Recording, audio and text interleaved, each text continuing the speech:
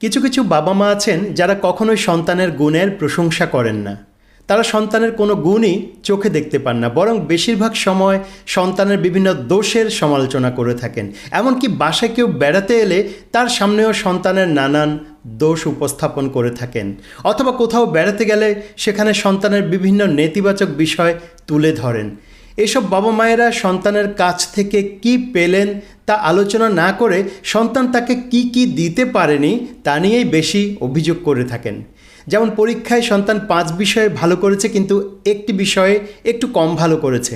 এখন দেখা যাচ্ছে বাবা মা 5 বিষয় বাদ দিয়ে ওই একটা বিষয় নিয়েই হইচই শুরু করে দেন। এমনকি অনেক বাবা মা সন্তানকে ভালো খাওয়াচ্ছেন বা পড়াচ্ছেন বলে খোঁটাও দিয়ে থাকেন, যা কখনোই কাম্য নয়। বাবা মায়ের এমন আচরণ সন্তানের মধ্যে জন্ম নেয় গভীর হতাশা, রাগ এবং ক্ষোভ। এমনকি বাবা মায়ের প্রতি